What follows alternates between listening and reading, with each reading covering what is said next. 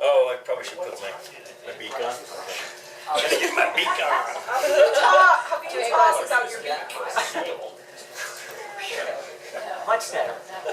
Now I get Where it. did you get that? This has pictures. I don't know if I can read the pictures at the same time. I'll try. Okay, here we go. In the middle of New York City, there is a great big park called Central Park. Children love to play there. It has a toy boat pond where they can sail their boats. It has a carousel to ride on the summer and an ice rink to skate on in the winter. Best of all, it has its very own zoo, but every day families of all kinds go to visit the animals that live there. But children and their parents aren't the only families at the zoo. The animals make families of their own. There are the red panda bear families with mothers and fathers and furry red panda bear cubs. There are the monkey dads and the monkey moms raising noisy monkey babies. There are the toad families and the toucan families and the cotton-top tamarin families too. And in the penguin house, there are penguin families. Every year at the same time, the girl penguins start noticing the boy penguins, and the boy penguins start noticing the girls. When the right girl and the right boy find each other, they become a couple. No wonder it's fans.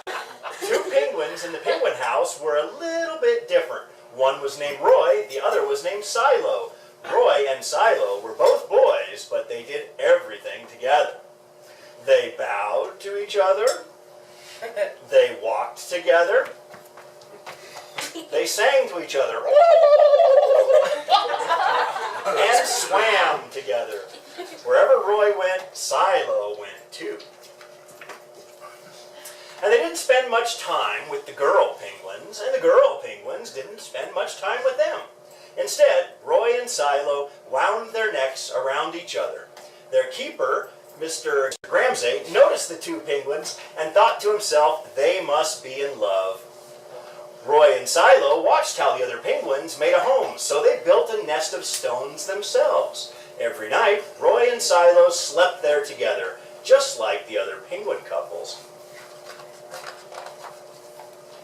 And every morning, Roy and Silo woke up together. But one day, Roy and Silo saw that the other couples could do something that they could not. The mama penguin could lay an egg. She and the papa penguin could take turns keeping the egg warm until finally it would hatch, and there would be a baby penguin. Roy and Silo had no egg to sit on and keep warm. They had no baby chick to feed and cuddle and love. Their nest was nice, but it was a little empty. One day, Roy found something that looked like what the other penguins were hatching, and he brought it to their nest. But it was only a rock. But Silo carefully sat on it, and sat, and sat. When Silo got sleepy, he slept. And when Silo was done sleeping and sitting, he swam and Roy sat. Day after day, Silo and Roy sat on the rock. But nothing happened. And then Mr. Gramsay got an idea. He found an egg that needed to be cared for, and he brought it to Roy and Silo's nest. Roy and Silo knew just what to do. They moved the egg to the center of their nest. Every day they turned it, so each side stayed warm. Some days Roy sat while Silo went for food. Other days it was Silo's turn to take care of the egg. They sat in the morning, and they sat at night. They sat through lunchtime and swim time and supper. They sat at the beginning of the month, and they sat at the end of the month. They sat all of the days in between. Until one day they heard a sound coming from inside their egg. Beep, beep, beep, beep, it said. And Roy and Silo called back, quack, quack, beep, beep, answered the egg. Suddenly a tiny hole appeared in the egg shell, and then, crack, out came their very own baby.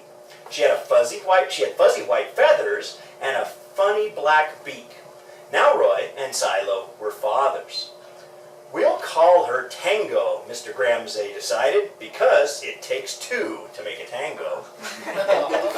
Roy and Silo taught Tango how to sing for them when she was hungry. They fed her food from their beaks. They snuggled her in their nest at night. Tango was the very first penguin in the zoo to have 2 daddies. Soon, Tango grew strong enough to leave the nest. Roy and Silo took her for a swim, just like all the other penguin families. And all the children who came to the zoo could see Tango and her 2 fathers playing in the penguin house and with the other penguins. "Hooray, Roy! Hooray, Silo! Welcome, Tango!" they cheered. And at night, the 3 penguins returned to their nest. There they snuggled together, and like all the other penguins in the penguin house, and all the other animals in the zoo, and all the families in the big city around them, they went to sleep. There's an author's note. You have to buy yourself a copy, too. Oh, yay!